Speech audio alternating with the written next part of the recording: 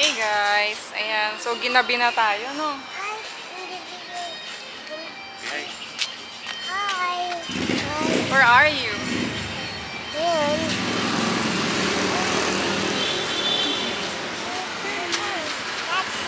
Ayan, so ginabi na tayo.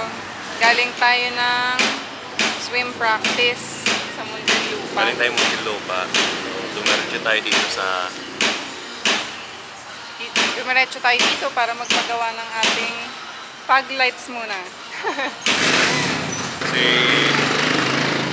yung tent namin is super dark. Sobrang dilim. Medium front. Medium yung front. Tapos yung side is super dark. So, medyo madilim siya pag ano. Yung stock headlights na to. Headlight saka yung fog light.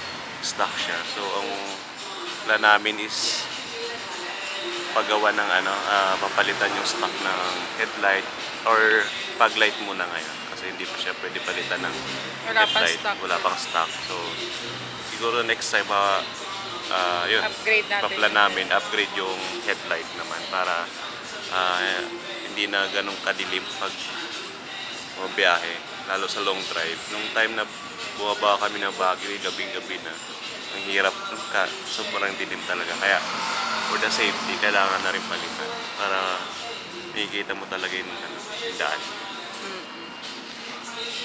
Ayan. So, according to them, kahit fog lights pa lang, malaki na yung difference from the stock na lights natin.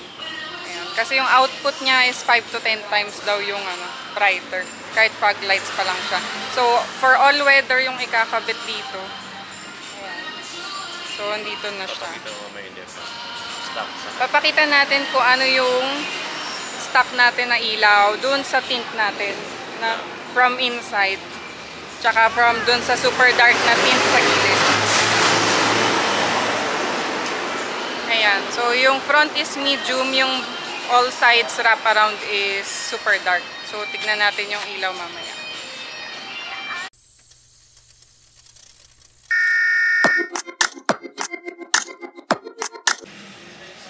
Ayan guys. So, ito yung nakabukas na fog lights.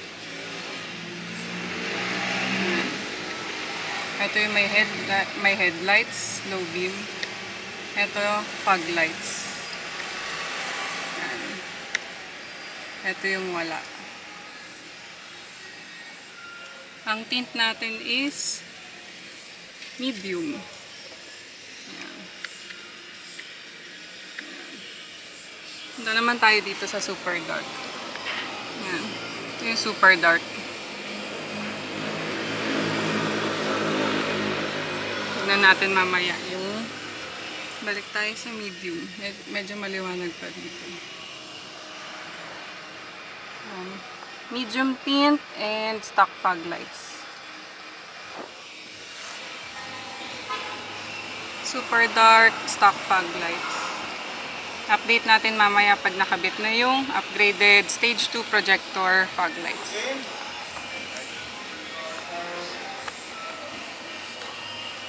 Hey guys, ayan. So, nandito tayo ngayon sa Crazy Mods. Located dito sa Don Roses Avenue along Timog po.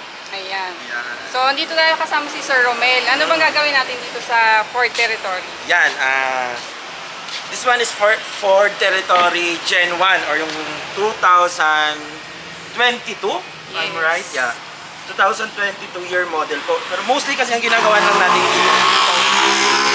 fog lights niya. So which is, ito yung ikakabit natin ngayon, yung stage 2 laser fog lights natin na 3000 Kelvin. So syempre, ang nirereklamo palagi ng mga customer is wala daw silang makikita tuwing nagbabiyahe sila tuwing gabi. So the common solution po natin is i-retrofit itong fog lights niya. Napapalitan natin ng bi-LED projector fog lights po. Comes with low beam and high beam na. Pero sa ngayon, low beam lang po muna ang mapapagana natin.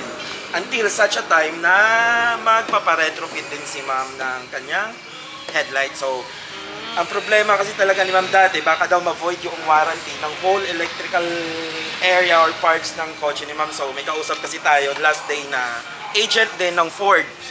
Ford mismo, Ford BGC. Ang sabi, Kaya question ko kasi mostly na hinihingi ng mga sinasabi natin sa customer, ma-void bang warranty namin? So sinasabihan namin, yes po, baka possible ma-void yung warranty po ninyo sa electrical. So yung sabi ng agent mismo, kung saang part po tayo gumalaw, yun lang po yung ma-void na warranty. So which is safe po tayo. So if ever ipapagalaw ito, 5 years 5 years yung warranty ng mga parts ng kotse. So if ever na ipapawarranty ito ni ma'am, retrofit ni ma'am, only the headlight itself lang po yung mag-void ng warranty. Other than that, wala na po. Oh, ayun. Antabayan na natin. This one, ang lalagay natin is 5 to 10 times brighter po sa stock fog lights ni ma'am. Ang kagandahan po, no glare at all po. Hindi tayo nakakasilaw sa kalsada.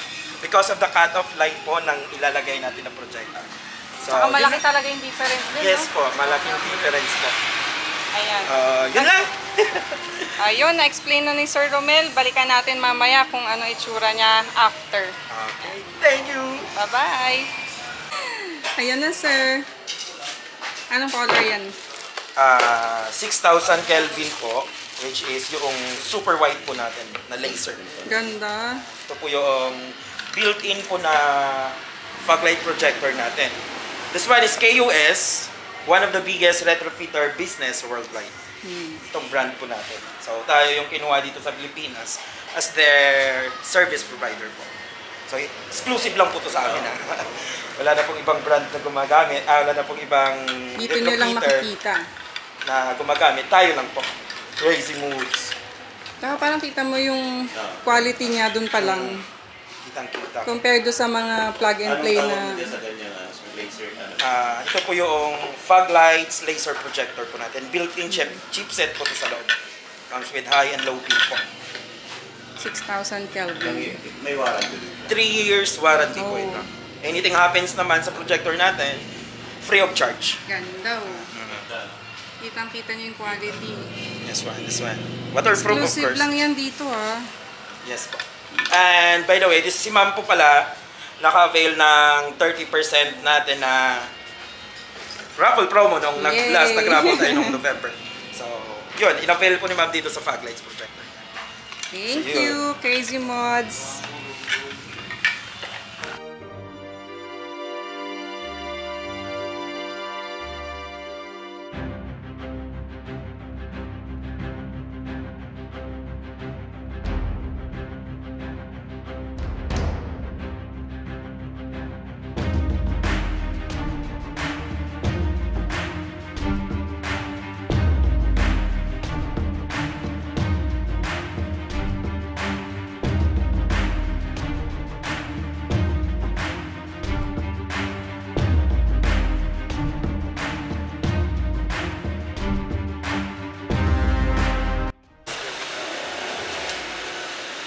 Ayan, so natapos tayo the next day.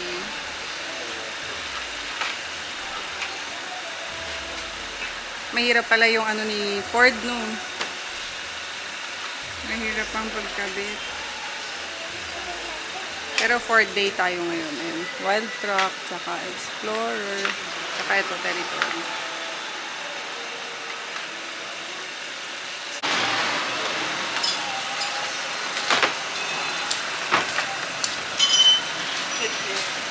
Hey! Hello po! Ayan. Hello po! So, natapos din tayo. It takes time po ma'am talaga.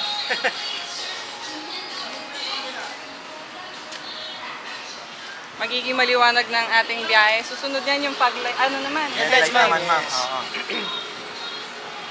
So, bakit tayo tumagal, sir, sa Ford? Ikaw na utot. Mahirap po talaga yan eh. Oo. Matrabaho po talaga lalo fog lights. Mas Ayun. mahirap po yung fog lights compare sa headlights. Kung Ay, tutusin. talaga? Sa territory, mama. Opo. Pero compare sa mga ibang sasakyan, mahirap talaga yung ano. Opo, mahirap. Tapos yung iba, ma'am, yung ibang fog lights, plug and play lang. Oo nga eh. So, shout out to Crazy Mods. So, may pa-sticker pa. Wala mo lang card mo.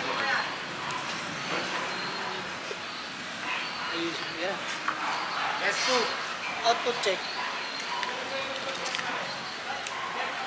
Hi, Sir Teng. Ang ganda naman ng pagkakabili. Sakto dito. Oh.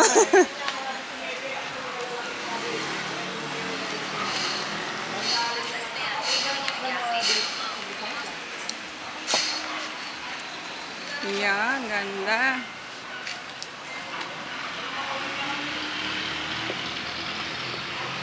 Thank you din kay Sir Romel.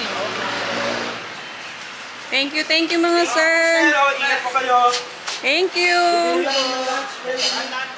Good pants. Good pants. Good panty. Good pants. Good panty. Bye, baby. Bye-bye. Balik kami ulit. Thank you po. po. Ingat po. Thank you, sir. Bye, baby!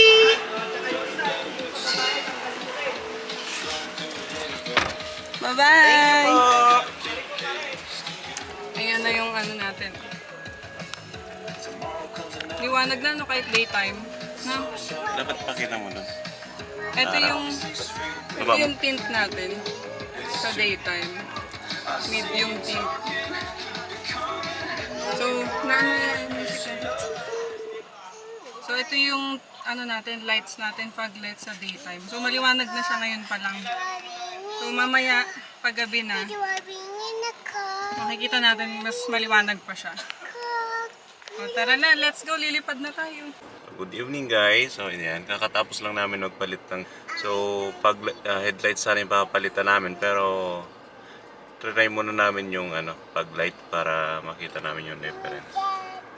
Ito is yung daylight running. Wala pa siyang headlight saka pag light. So naka medium tent kasi kami kaya medyo malabo sa labas. Lalo pag sobrang dilim. Ayan, so i-try natin i-turn on yung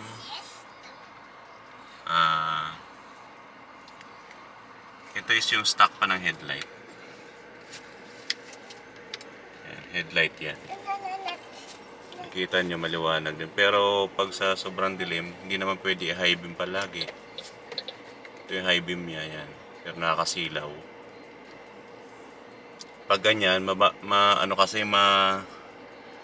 malapit lang yung abot ng stock natin ng headlight. Kaya nag-decide kami palitan muna yung fog light. Ito yung fog light naman is projector type. So, try natin i-on yung fog light.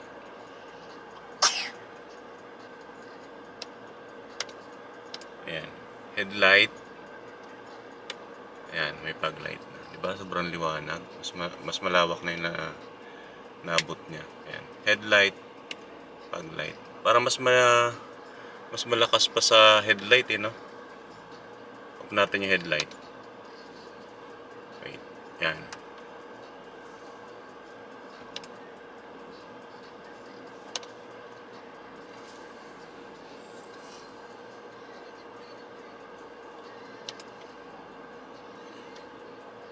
Yan. Yan pag light lang yan. Napakaliwanag Makikita nyo. Mas malayo yung naabot niya compare sa yung dating stock na na fog light natin. Mas malayo. Saka mas maliwanag talaga. Dagdagan pa natin yung headlight yan. So convenient na tayo mag-drive kahit sa sobrang dilim. Tulad nung before, yung stock pa lang natin, napakahina talaga. Yan. Fog light, may headlight. Yan. So ito yung niya. Diba? Napakaliwanag na parehas.